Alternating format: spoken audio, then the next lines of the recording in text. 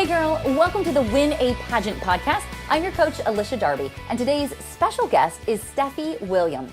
Now, Steffi is the national director for the Miss United States pageant, and she does an incredible job with marketing and with promotion and with sponsorships. So this episode, she talks a lot about how she was able to really turn this pageant around for the better as a national director. And she shares her story of how she kind of came up through the ranks with this system. So this is going to be really excellent information for directors out there. And then for pageant women that are considering this system, she breaks down the scoring. She talks about exactly what to prepare for every phase of competition. And my favorite part, she was willing to share with us what she charges the judges with. So charging the judges is when the director says to the judging panel, okay, here's what we're looking for, and here's what we're not looking for. Now, sometimes directors take it a little out of hand. They get really specific. We're looking for a blonde who's this tall and this, but not all of them do that. Not most of them do that, really. And Stephanie's one of the good ones, but she does share insight as to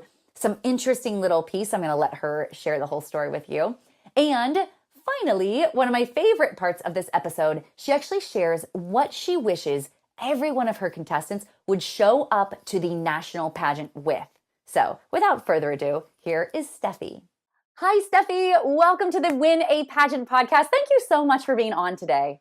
Hello. Thank you for having me. Yeah, this is such a treat. So I recently became even more familiar with you because I had several clients of my own compete in your most recent Miss United States pageant. And of course, I've loved your last winners. Some of them have been on the podcast before. So I'm like, I got to get Stephanie on here. You just have such an incredible pageant system. And I just want to hear the story of how you really got into this system and how it has developed. So if you wouldn't mind, for those who don't know you, share a little bit about your story and what you're up to now. Well, thanks so much. I realized that I had quite a few of your clients competing for me this last year, and that's great. They spoke very highly of you, so thank you so much for offering for me to be on the show. I appreciate that.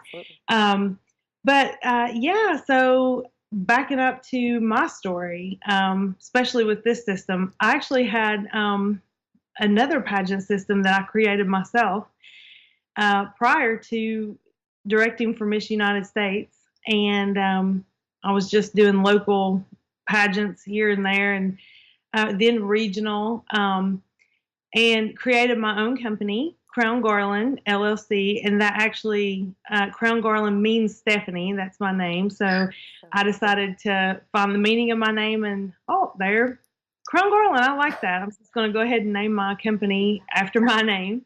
Who would have thought? Not everybody's name means crown glory. You're pretty lucky about that. I was like, that just fits. I love pageantry, so that just fits. So I decided to go ahead and incorporate this company and decided to start producing pageants locally, regionally, and had just a blast with it. My daughters competed. I'm a mother of 4, 3 daughters, 1 son. He's lucky. He has all these girls around him. Yeah. But then my daughter happened to compete in Miss Virginia United States, and we really loved the system. I became a local director for that system, then became a state director. And then when the national position became available, I applied for that and became the national director. So I've, been only involved with the Miss United States pageant since that time. So it was a little on its head at that time, a little upside down and needed some love and attention. And I kind of just wanted to incorporate some of the love and attention that I would have given my very own system, because I don't own Miss United States. I was just licensed to go ahead and take care of the business for it at that time.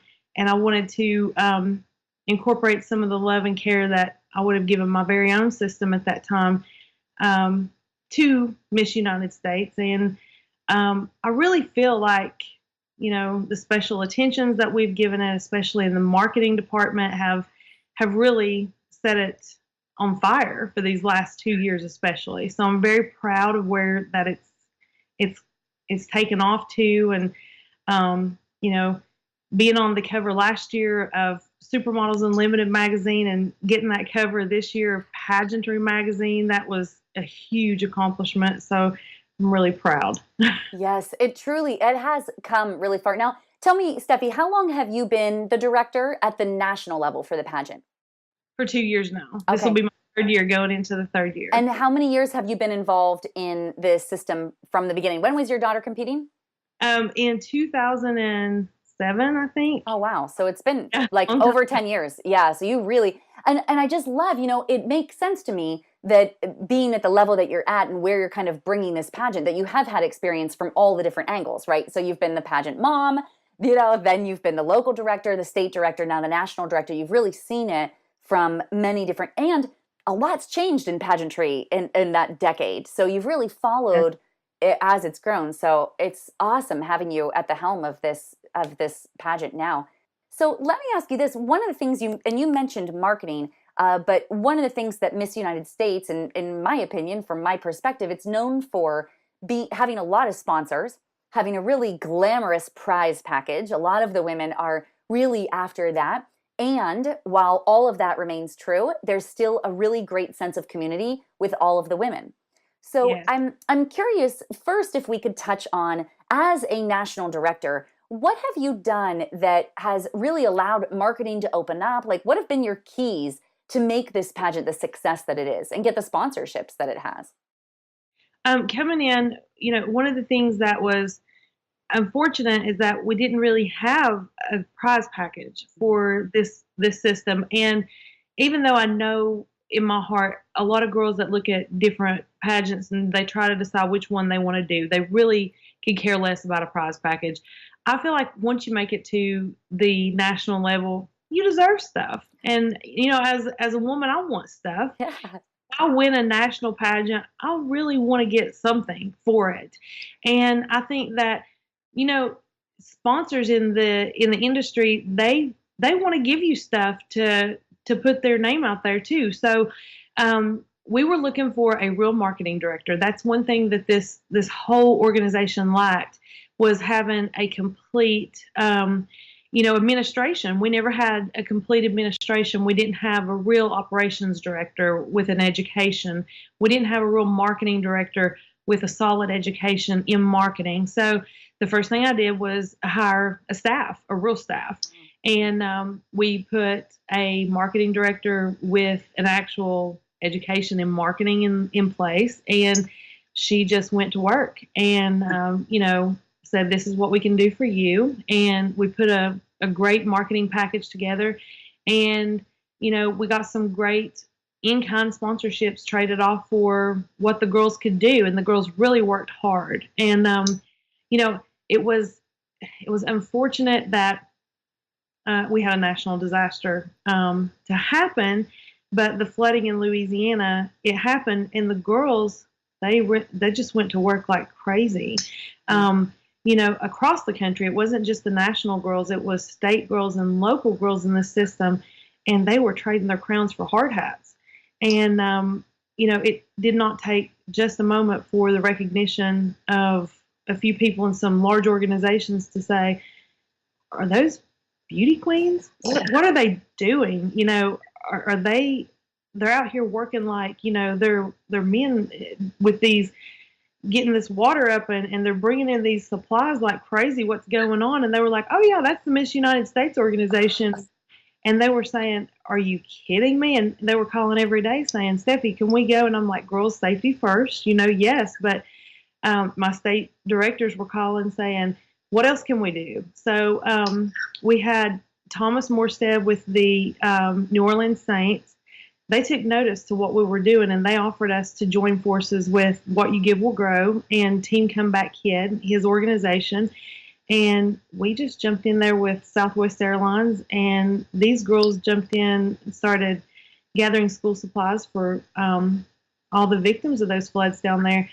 And before you knew it, we had joint efforts and raised over $1 million worth of school supplies, so the parents wouldn't have to, come up with money to burden for something like school supplies. You wouldn't think that would be something that would come to mind, but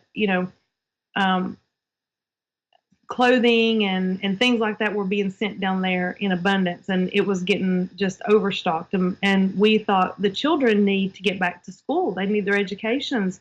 So I'm telling you, over this country, our girls were working. They were like, no, let's get this stuff going. So, now we've already set up meetings, and we're trying to figure out what we're going to do. We have wildfires over on the West Coast, and we have, all these hurricanes on the East Coast. So don't think we're not working on it. We have plans, and our girls will be ready to go. So different from other pageant organizations, and not saying that they don't help, because I know they do, and I know they do great things. I'm not not discounting anything that other organizations do, but we definitely get our hands dirty, and we don't care to help. We want to, help the communities. Yeah, and it's such an important part, that's really what I feel as a year of service. When you take on that title, you're there to serve. And truly, it's just like in government, in politics and stuff, the concept is you're there to serve. Teachers they're there to serve, in business, we're here to serve.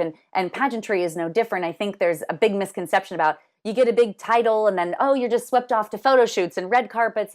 But really what you're describing is what we don't see all the time. It's that behind the scenes, the heart of the contestant really showing up and giving their all. So it's so cool to hear that your women, and across the country too, all being a part of that. Awesome. And we give them that too. We make sure that they get their fair share of all that, the glamorous life for sure. But we just make sure they give something worthwhile. And I also just felt like, I'm not going to make them do it all themselves. So I took the course, put myself through the rigorous studies and the whole organization. And we were so proud to say that we passed, and we were accepted and approved to be a, certifying organization for the president's, the Volunteer Service Award Program as of last year. So that was a humongous award that I was very proud of, to be able to certify these girls in all of their community service efforts, to say, now you can get your, bronze, silver, gold, and be having your pins, because they can turn that in on their college applications, and then, job applications wherever they go in life, and show their volunteerism and everything that they've done and what they have accomplished. And it will be certified by the President of the United States. And that, to me, means a whole lot. Oh, that's huge. Yeah. Yeah. So tell me more about the system itself, in the scoring and the phases of competition and all of those elements. What really goes into the Miss United States pageant? What some people are confused about, and I know that it may look a lot like USA. So we have some people who are confused by what is the difference with USA and United States, because from the outside, it can be, it can look so similar because of the elements of competition. You have your personal interview, your swimsuit, your onstage question, your evening gown, but they're so different. First of all, our interviews are very different. We have round robin style interview, where the ladies are going to go into a room 5 at a time. There'll be 5 judges. They'll sit down and actually have an interview for 3 minutes with each one of those judges.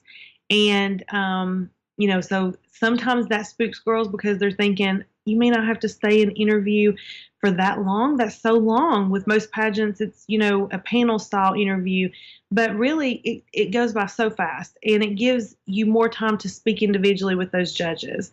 Really what we're just looking for is that you have the ability, just like you and I are talking today. It's just, be yourself and talk.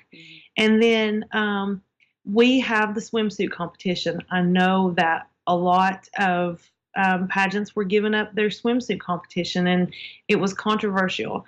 We're keeping it for all of our junior teen, Miss, Ms., and Ms. Woman divisions. That's another thing about United States pageant that's different, is that we have, all 7 of those divisions, and the Little Miss and preteen do not compete in swimsuit, obviously, but the older girls do. And it's not really anything that should be viewed as, sexy or anything in that regard. you're just looking at the physical fitness elements. And I think that, these girls work so hard on their bodies and their physical fitness, and they enjoy showing it off. We actually have polled most of them over and over every year to ask how they feel about it, and they vote to keep it. And, we're keeping it. So we do still have swimsuit. And then the evening gown competition. And then we have the onstage question element. And that's, basically the same, except for our Miss division, we do a little differently. We do a rapid fire onstage question for our Miss division. And it's just because we do, like I said, talk a little more, especially at community engagements and things of that nature. And because we are involved in so many community elements, we need a representative who is able to carry on those conversations in public settings. So the rapid fire onstage question is just to, instead of asking one question on stage, it's just to gauge her comfort level and to see how she is in rapid fire questions. And they're not really even, it's not like political or, current event style, really tough questions. They're actually simple questions, and we allow the judges to come up with those. And sometimes you'd be surprised that it's more difficult to come up with, an answer at the spur of the moment with a really simple question. But that's what we're looking for. We're looking to see how they handle that kind of pressure. It's fun, though. We've gotten a lot of great feedback from it. It's very entertaining for the audience to watch it, and the girls have a great time with it. So give me an example of that for our audience. Like, how might that, is it truly like you want them to answer in 10 seconds or less, or are they able to kind of elaborate? Yeah. Yeah, it's a full minute, actually. The judges will come up with about 10 to 12 questions, and it's a full minute. So, for instance, the judge may say, tell me what your favorite color of cars are. And she may say, I love red cars. And he would say, if you were a red car, why would you want to be a red car? And she would say, because I feel like they're the most sporty color car. And he may have like all these questions lined up for her. And he may say, if you were an illness, what illness would you be? And how would you like, be cured or something like that? It'd be very, very funny, or not funny, but very simple questions that would be like, oh, I got to think about this. How am I going to handle answering this in like a rapid fire setting? Mm-hmm. And I know that, we make sure that all the questions are definitely analyzed before that the judges are able to ask them. But so the judges will pick their 10 to 12 questions and they turn them in overnight. I remember that I was reading all the questions and thinking, yes, these are good questions. But they're very similar too in nature. It's not like one girl's going to have, crazy hard questions, and then another girl's going to have very easy questions to have to go over. But it's very, I think it gives you a really good gauge on how that it would be if you were actually, say, with Miss United States and she was at a press conference and she had to come up with these answers, just on the fly, how she would deal with answering these kind of questions. If it was just something simple, how's she going to deal with that kind of pressure? And it's important to be able to have the right kind of girl that can answer those kinds of questions. Yeah, and even like in public interviews, I know as a title holder, when I was competing, if I would talk with a radio host, it felt like radio hosts always had the goofiest questions to ask. And so you had to have like fun and be engaging and be kind of silly and light and enjoyable. And that's probably why, like you said, the audience loves it too, because it's like, everybody kind of just can relax and have some fun with it. So that is that's a great element to your pageant as well. Like it's so different. So you mentioned that you do have a little quality control for those questions. Do you, before the competition begins, do you spend time with the judges and maybe charge them and kind of or give them a job description and say, hey, here's what we're looking for? Yes, I do. I always charge my judges. I let them know the rules of the system, what's allowed, what's not allowed for sure. And, one thing I do always let my judges know, especially about because we do have the younger divisions, little miss, preteen, junior teen, especially sometimes teen even, you'll find that, you know, I hate to say it, but moms will live vicariously through their daughters. They want their daughters to do this more than anything. I had to live with it. You know, like I said, I had 3 daughters that competed. I wanted my daughters to compete. I wanted them to do it more than anything. It got to the point, though, they didn't want to do it. And I had to deal with the fact that they didn't want to do it anymore. So one thing that I always tell my judges is, you know, I'm looking for the girl that wants to be here. You can see it in their eyes sometimes if they're miserable. And if you see a girl that you think she's just everything for us, you know, she can have the look, she can have the interview, but if you see it in her and she just does not want to be here, please don't pick her. She's not the girl for us. We will get nowhere with her because it'll be a difficult year. She just will not be the girl that will perform for us. We need the girl who you can tell she has the passion. She wants to be here. She just possesses everything that Miss United States embodies. You know, she's that girl. She wants this job. She's, you know, I never want them to beg for the job. And I always think that that's kind of a no-no in pageant land. I think that you need to let the judges know that you want the position because it is a service position for us. You want this position, but I think that begging for it or telling the judges, you know, I want this so bad, and letting them know that you're begging for it is a big no-no. But, you know, if you can just see that she has that fire and she wants it and she's here to win this pageant, that's the girl we're looking for. But I don't like it and I don't appreciate it when they, you know, sometimes I know you hear of stories where that a director will describe the girl that they want. We never do that. We always have, you know, a session where we just go strictly over the rules of the system and just tell the judge, no talking either. I tell my judges strictly no talking. I do not allow them to speak to each other. I have a head judge that, you know, is very strict about no talking to each other. I really want each judge's opinion on the paper, and then they go from there. I want all 5 judges' opinions so that we can collectively get each person's opinions tallied together, and then we'll have the true winner at the end of the day. I don't want, you know, to have one person's opinion to rub off on the next person.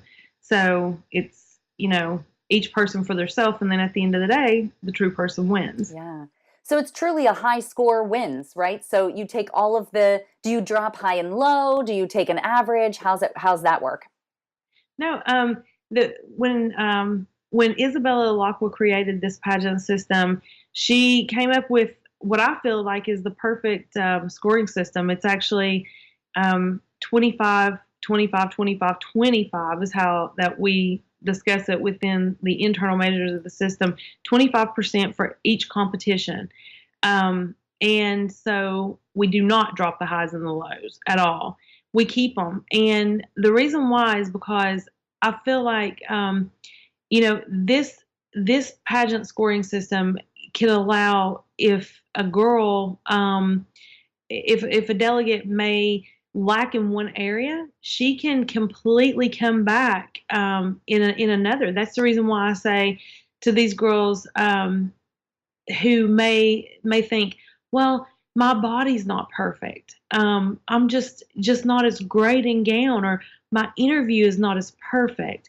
I always tell the girls this pageant is really like the pageant for everyone because of the scoring system. You don't have to be perfect. You can be yourself in every single category, and you can, let's say your body's not, you know, 100% tip top perfect. If you are perfect in every other category, you can make up for it because of the scoring system. You know, if you lack a little in swimsuit, you can come back and ace interview and you're in good shape again. Or let's say your interview's not that great, but your swimsuit and your gown is perfect. You know, you can make up for it. So this scoring system, Isabella Lockwell was, you know, spot on when she came up with a scoring system that give everybody some fair competition rights in that regard, because it really gives people that want to jump in, that may say, well, I may be lacking in one area or another, fair playing ground in all areas. I love the scoring system in this pageant. It is. Yeah, I like that too, because it is, you're right. I mean, when you get into pageant, and as a coach, you really got to like figure, okay, well, are we dropping high and low? Because that matters. If I know my client's going to have a super low score over here, but a super high score over there, I know both of those don't count if they're dropping high and low, so so I do, this system, it does feel so comfortable to prepare for it, because you don't have to overthink the strategy. It's just show up, be consistent, be your greatest you can be, and then hopefully excel in the certain areas that will lift the scores. Yeah. Now, you mentioned earlier about the rules too. So you said that you talked to your judges about rules. Can you share a little bit of those with our audience too, so they know what to expect walking into your system? Yes. One of the most, I think one of the scariest parts for the women that came in 2016 was that we changed the rules for the Ms. and the Ms. Woman division. And some people, it still hasn't sunk in just yet. And so I have to always be sure that we're going over that and letting them know that don't quiz any of the girls on like their eligibility. We have double, triple, and quadruple checked everybody's eligibility. That's not your job. That's not what you do here. Don't worry about that particular rule, but that the rule of the system in that regard is very important for some people who, want to know more about it, especially because the Ms. division, if you're 30 years and older, you qualify regardless if you have ever been married or if you have ever had children. You just can't currently be married. So it doesn't matter if you have kids or not, or if you have ever been married or not. So you just qualify if you're over 30. Now, if you're in the Ms. division, the ages really stump people because it's 20 to 29, just like our Miss MISS division. And the reason for that is because you cannot be currently married. However, you must have either previously been married or had a child.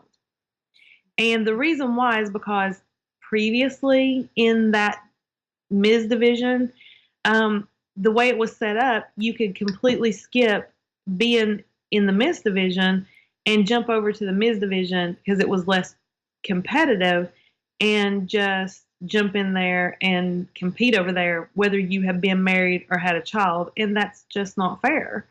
So I completely changed that whole genetic makeup because I started looking back through the history of the pageant and realized that we had never had a Ms. in the history of the pageant system that had ever fit the bill of a true Ms. Interesting, because women were just so strategic that they were like, I'll just do this and compete over here and call it easy. Yeah. They all should have really been in the Miss division.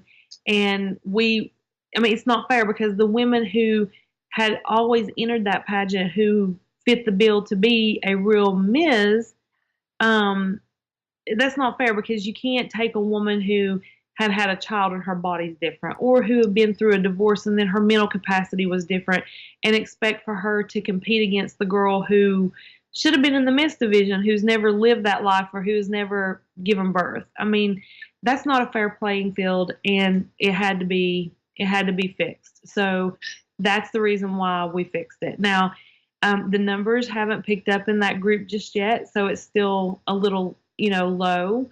But the reason, if you add the Ms. and the Ms. Woman, I suppose that would be probably what they always were because we changed the structurization of that a little bit. But, we have some exciting partners and marketing aspects that we're working on.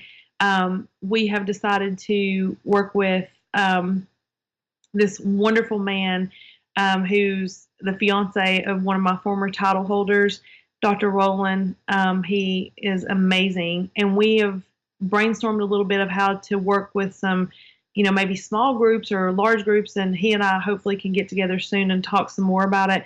But for these women of how to, in the Ms. group especially, of how to maybe, find your goals and your dreams and what is it that you want to do, with yourself from here. Do you want to empower yourself to go back to school, earn a higher education, start a business? Do you want to, whatever you can do to self-help, or, whatever we can do to be an inspiration to these women and help them just have a better quality of life. I think that if this organization can do that for those women, then, if we can just take this one step further, then we're on to something there. So that's my next goal in that regard. But I went off track. That's No, what I can do. I'm glad you shared the vision. That's so good, because you're right. Like, gosh, everything in our life, it doesn't end in like 1 year. So even when a woman wins a title, she still has to give it up in a year. And then you don't ever want to go just back to where you were. It's a horrible feeling to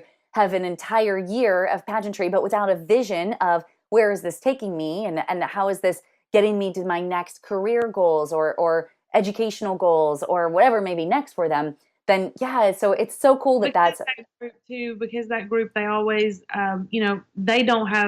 they typically do not have the finances that some of the other groups, because they don't have mom and dad to help fuel their pageant careers, and they possibly have children to take care of, and they need extra resources, and we want to be able to try to help them this year, obviously, but then we want to help them help themselves past that. So, we try to make sure to try to get back on track for your question. I want to make sure that the judges understand the difference in the rules for the Ms. and the Ms. Woman division, to make sure that they know, don't question that. They're here in the correct division. And, I know that it's hard sometimes to look at a girl and say, are you really a Ms.? Or you should be in the Miss division. They don't need to say anything about those things. So, regardless of of how they feel, like, that's not their job to say. So I want to be sure that they're clear on that. But the rules of the system, definitely age limits.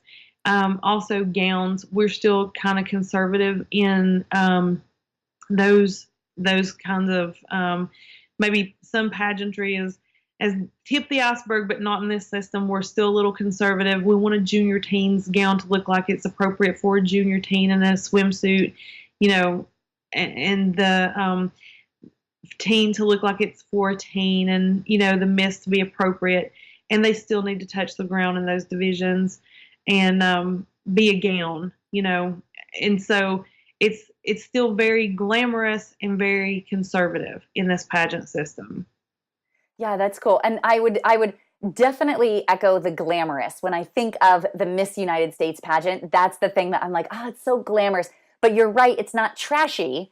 It's like classy glamour, So it's good that you definitely, you do a good job of managing that, and of course training the girls as well as they prepare the contestants. I'm sure you do a lot of work to make sure that they're aware of all of this, and know what to do to prepare themselves in the very best way. So let me ask that question, actually, for women that are like listening and thinking, this could be for me. Like, I feel really good about this system. I'd be interested in it.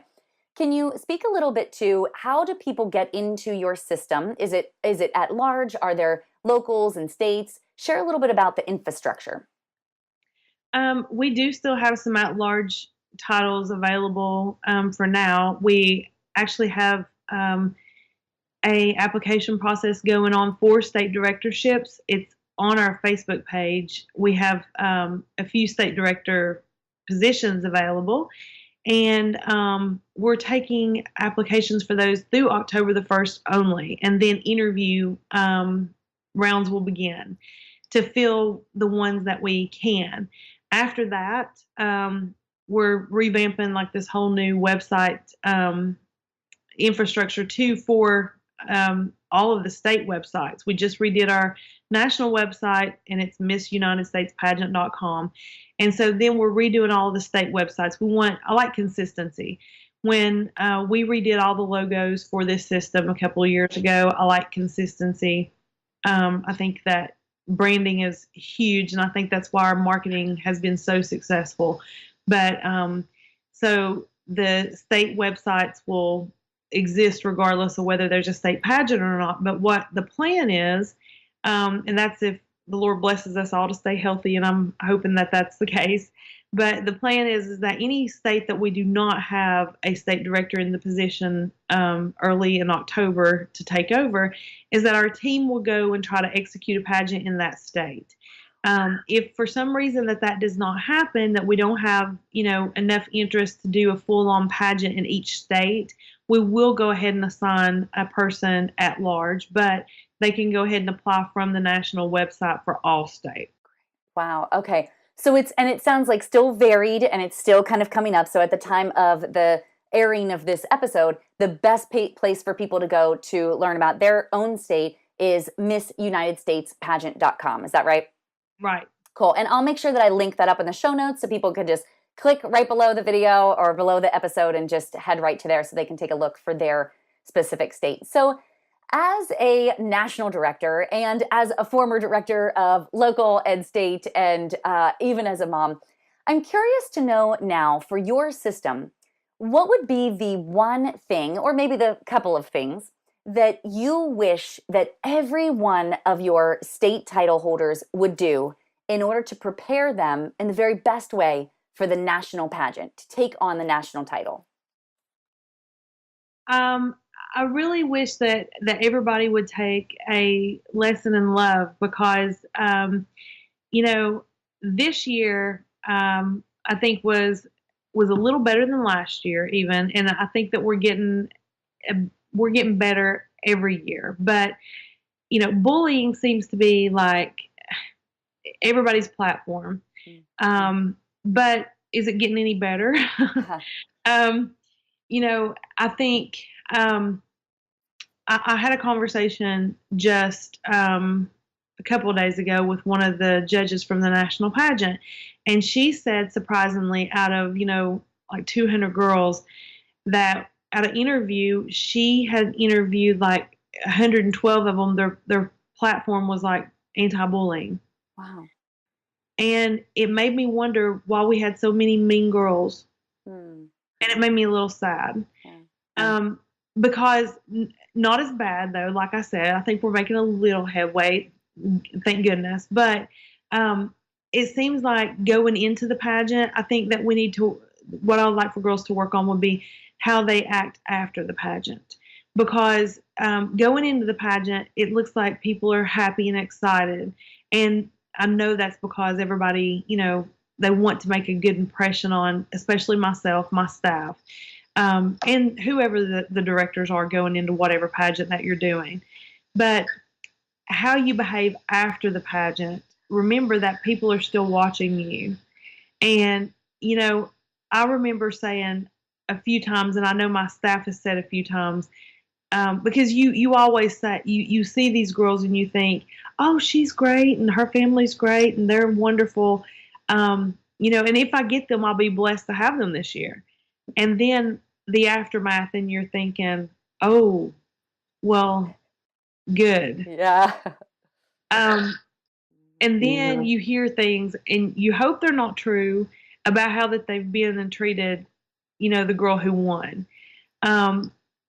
Just, like I had to tell a few people this year, I form a special attachment to almost every girl, and it's kind of crazy, but I think because I am a mother, I have, 4 kids, like I said earlier, and we do kind of get close, me and my girls. We just came back from New York Fashion Week to where I had like 40-some girls out of this class of the girls from the competition, and I said, forget it, I'm going too.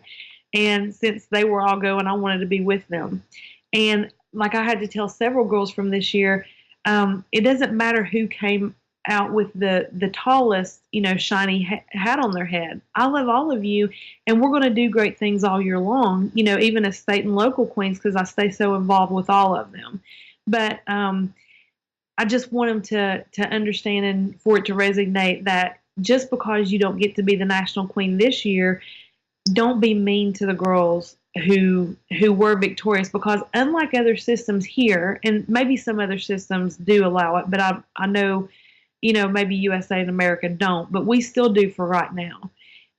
We don't say that you can't come back.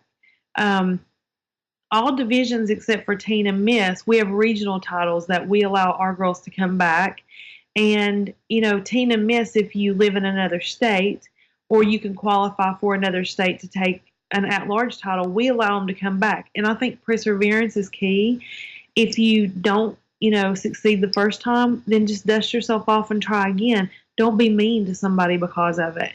And remember, because most of the girls that were being mean, I guarantee you their platform was probably anti-bullying. Mm-hmm. And, those things are hurtful. I was raised, I am of Christian faith, and I was raised that you should treat people the way that you want to be treated, not the way they treat you. And I live by that. And I just want, for these girls to be that way too.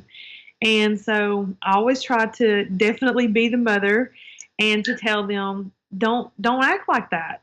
Come back, because I love you and I want you. I would love for you to be my national title holder, but you are my state title holder. So don't act that way.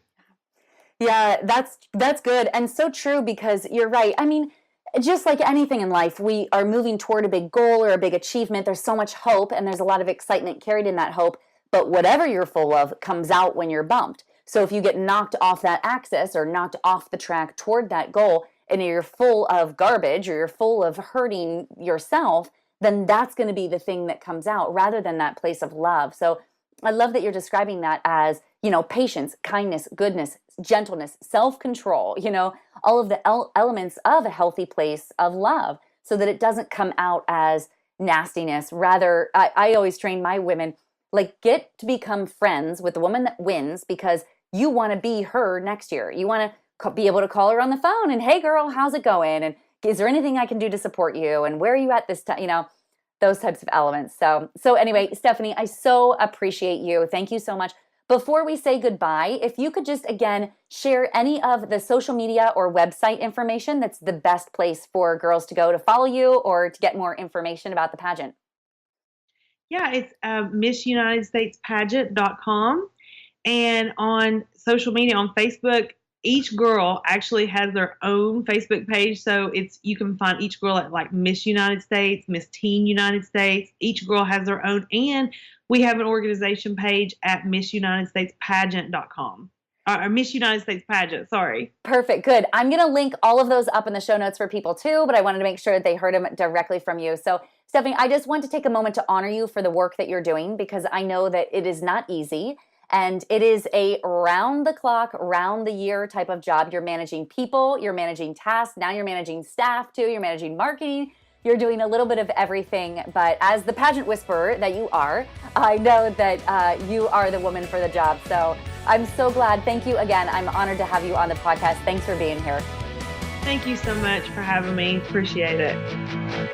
Thank you so much for watching this episode. If you loved it as much as I did, would you give us a big thumbs up? And would you share this episode with a pageant girl who might be interested in this type of system?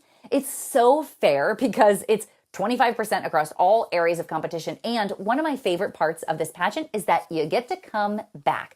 So pageants that you get to return to year after year, especially at the national level, are so valuable because oftentimes you get to compete with the same girls, so you just feel like you're coming back with a sisterhood, but also you get to improve year after year. One of the things that I always hear about women who attend Miss America and Miss USA is they say, if I could just go back, I know I would win. That experience, you can't replace it with anything. So if this is a pageant that you are interested in, check it out at MissUnitedStatesPageant.com. And again, leave us a lovely comment if you just want to love up on Steffi for the awesome impact that she is making on the pageant community. And I will see you on the next Win a Pageant Wednesday. Bye for now.